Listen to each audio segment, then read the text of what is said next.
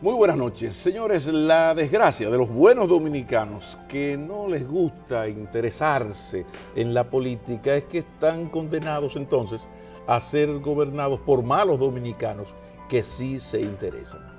Esa paráfrasis de una vieja cita la utilizo para introducir la conversación de esta noche con una de las más preclaras analistas, doctora en sociología, profesora de Temple University en Filadelfia, fue la directora de su Centro de Estudios Latinoamericanos. Qué bueno que una vez más está con nosotros la doctora Rosario Espinal. Dama, bienvenida. Muchas gracias, un placer estar en este programa. Su programa, nunca mejor dicho, hablemos de política, que quizás un buen inicio, Rosario, sería lo que uno percibe como una gran debilidad institucional. Incluso llama la atención de unos partidos en crisis, con un gran nivel de descrédito, pero sin embargo increíblemente dominantes, dueños casi absolutos del panorama electoral. Hay una gran debilidad institucional, las razones de esa debilidad institucional nuestra y hacia dónde vamos a partir de esa realidad. No, mira, República Dominicana, a diferencia de otros países de América Latina, se ha caracterizado por tener un sistema de partidos bastante fuerte. Eso siempre le da estabilidad al sistema político. Y eso es positivo. Lo negativo es que la estabilidad del sistema político dominicano, que en un primer momento se debía al alto nivel de politización que había en el país por la historia de polarización política que viene desde el principio del post-trujillismo, o sea, la gente se abanderaba de un lado u otro, habían grandes caudillos, confrontación de ideas, eso politizó mucho el país. Luego ya, digamos, post-transición democrática del 78, entonces los partidos comienzan a converger. Antes estaban polarizados y se enfrentaban.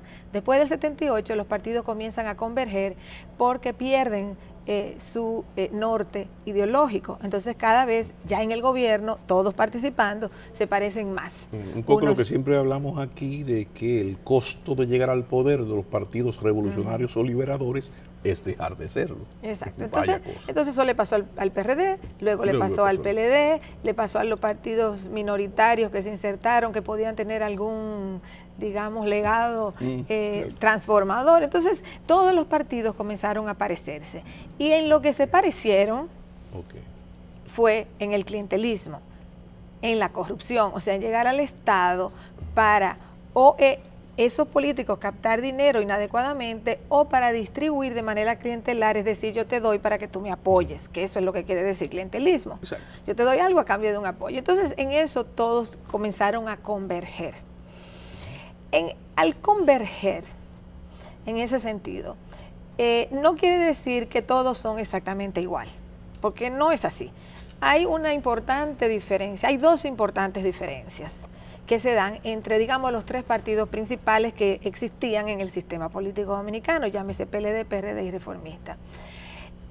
Aunque ellos convergieron en su apegamiento, digamos, al clientelismo, la corrupción, pero ha habido una diferencia, y es que, digamos que en el periodo post-1996, es decir, cuando ya Balaguer no vuelve a gobernar, cuando Balaguer sale del poder en el 96 y ya, aunque va en el 2000, pero no gana, o sea, ya Balaguer dejó de ser opción de poder, en ese post-1996, lo que hemos tenido es que el PLD ha logrado una ventaja porque ha demostrado mayor racionalidad estatal. Es decir, aunque es igual de clientelista y de corrupto. En la esencia, en el espíritu, el objetivo, pero hay otras formas. Pero las formas cambian. ¿Por qué? Porque ellos han logrado utilizar una racionalidad estatal para que la economía no se le descarrile como ocurrió en el periodo 2003-2004. O sea, cuando una economía se descarrila de manera mayúscula, entonces, bueno, eso tiene un efecto muy negativo para cualquier partido que esté en el poder. Pero hasta dónde también es un elemento importantísimo en esto, el hecho de que en el PLD hay un comité político que te dice que 2 más 2 son 5 hasta el 2017. Y si usted cree que son 4, usted se va de aquí. O sea, hay una estructura partidaria fuerte, casi autoritaria, que no tiene un PRD que de democracia y de libertad llega al libertinaje. Exacto, entonces esa es la segunda parte que yo iba a mencionar, que lo que distingue, digamos, estos partidos, o sea, tienen en común, como dije, repito, ese clientelismo, esa corrupción, o sea, la falta de un norte ideológico, etcétera. Pero lo que lo distingue es esa capacidad que ha logrado, que ha mostrado el PLD de mantener un mayor nivel de racionalidad económica estatal para que la economía no se le descarrile totalmente. Y el segundo punto que los diferencia es que el PLD es el único partido de los 3 que logró hacer una transición de su caudillo original a su nueva dirigencia.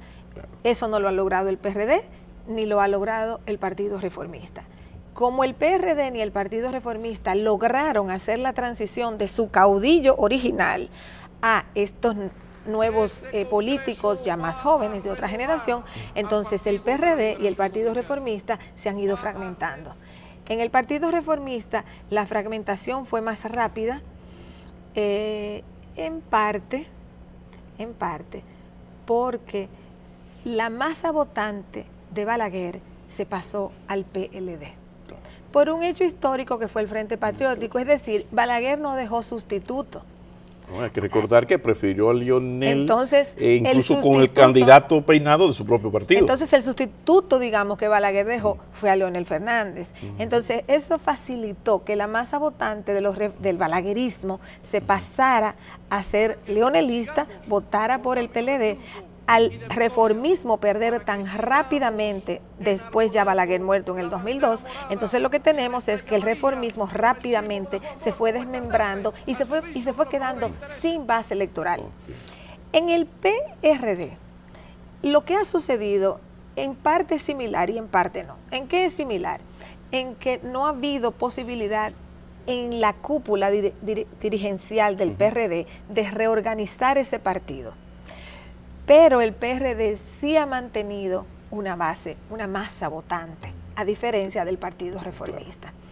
Entonces, esa masa votante del PRD le ha mantenido un dinamismo y una vigencia que su propio liderazgo del PRD no logra articular. Entonces, lo que está ocurriendo en este país es que en el PRD hay una masa dispuesta a votar por el PRD, pero no hay una capacidad de su dirección o de sus principales dirigentes de articularse para lograr articular esa masa votante. Precisamente, el próximo día 20 viene una convención del PRD de Miguel Vargas, ya el otro PRD no se llama PRD, sino PRM.